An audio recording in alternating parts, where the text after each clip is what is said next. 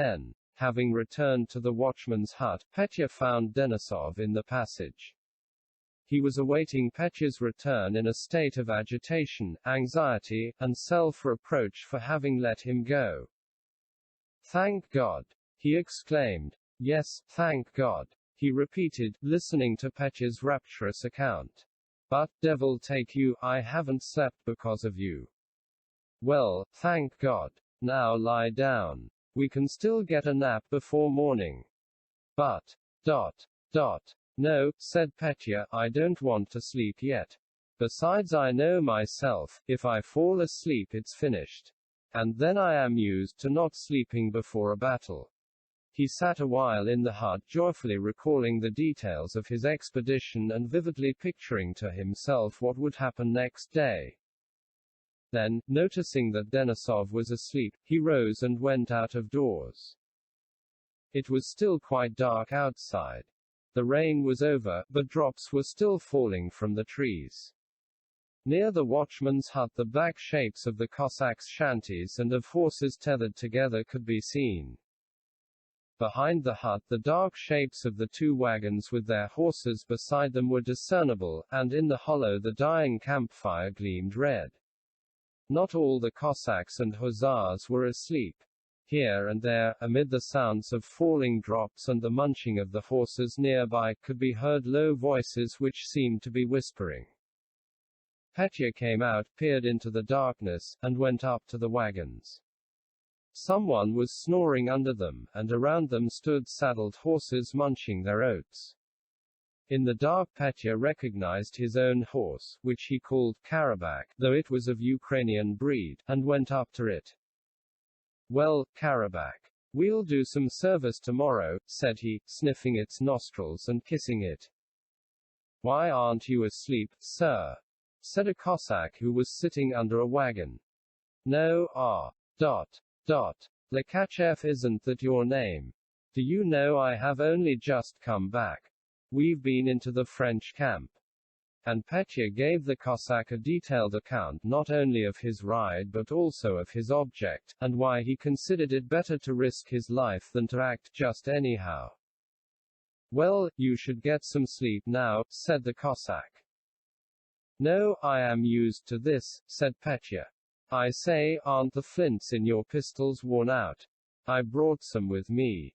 Don't you want any? You can have some." The Cossack bent forward from under the wagon to get a closer look at Petya. "Because I am accustomed to doing everything accurately," said Petya. "Some fellows do things just anyhow, without preparation, and then they're sorry for it afterwards. I don't like that." "Just so," said the Cossack. "Oh yes, another thing. Please, my dear fellow, will you sharpen my saber for me? It's got BL. Petya feared to tell a lie, and the saber never had been sharpened. "Can you do it? Of course I can." Lekachev got up, rummaged in his pack, and soon Petya heard the warlike sound of steel on whetstone.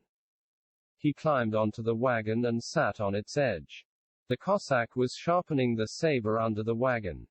"I say, are the lads asleep?" asked Petya. "Some are, and some aren't like us." "Well, and that boy? Vesiny. Oh, he's thrown himself down there in the passage. Fast asleep after his fright. He was that glad." After that Petya remained silent for a long time, listening to the sounds. He heard footsteps in the darkness and a black figure appeared. "What are you sharpening?" asked a man coming up to the wagon. "Why, this gentleman's saber." "That's right," said the man, whom Petya took to be an hussar. "Was the cup left here?" "There, by the wheel." The hussar took the cup. "It must be daylight soon," said he, yawning, and went away. Petya ought to have known that he was in a forest with Denisov's guerrilla band. Less than a mile from the road. Sitting on a wagon captured from the French beside which horses were tethered. That under it Lekachev was sitting sharpening a saber for him. That the big dark blotch to the right was the watchman's hut. and the red blotch below to the left was the dying embers of a campfire, that the man who had come for the cup was an hussar who wanted a drink. But he neither knew nor waited to know anything of all this. He was in a fairy kingdom where nothing resembled reality. The big dark blotch might really be the watchman's hut, or it might be a cavern leading to the very depths of the earth. Perhaps the red spot was a fire, or it might be the eye of an enormous monster. Perhaps he was really sitting on a wagon. But it might very well be that he was not sitting on a wagon but on a terribly high tower from which, if he fell, he would have to fall for a whole day or a whole month, or go on falling and never reach the bottom. Perhaps it was just the Cossack, Lekachev, who was sitting under the wagon, but it might be the kindest, bravest, most wonderful, most splendid man in the world, whom no one knew of. It might really have been that the hussar came for water and went back into the hollow, but perhaps he had simply vanished, disappeared altogether and dissolved into nothingness. Nothing Petya could have seen now would have surprised him. He was in a fairy kingdom where everything was possible. He looked up at the sky. And the sky was a fairy realm like the earth. It was clearing, and over the tops of the trees clouds were swiftly sailing as if unveiling the stars. Sometimes it looked as if the clouds were passing, and a clear black sky appeared. Sometimes it seemed as if the black spaces were clouds. Sometimes the sky seemed to be rising high, high overhead, and then it seemed to sink so low that one could touch it with one's hand. Petya's eyes began to close and he swayed a little. The trees were dripping. Quiet talking was heard. The horses neighed and jostled one another. Someone snored. Ozeg-zeg, ozeg-zeg. Dot. Dot. Hissed the saber against the whetstone, and suddenly Petya heard an harmonious orchestra playing some unknown, sweetly solemn hymn. Petya was as musical as Natasha and more so than Nicholas, but had never learned music or thought about it, and so the melody that unexpectedly came to his mind seemed to him particularly fresh and attractive. The music became more and more audible. The melody grew and passed from one instrument to another. And what was played was a fugue, though Petya had not the least conception of what a fugue is. Each instrument now resembling a violin and now a horn. But better and clearer than violin or horn played its own part. And before it had finished the melody merged with another instrument that began almost the same air, and then with a third and a fourth. And they all blended into one and again became separate and again blended, now into solemn church music, now into something dazzlingly brilliant and triumphant. Oh, why, that was in a dream, Petya said to himself, as he lurched forward. It's in my ears. But perhaps it's music of my own. Well, go on, my music. Now. Dot. Dot.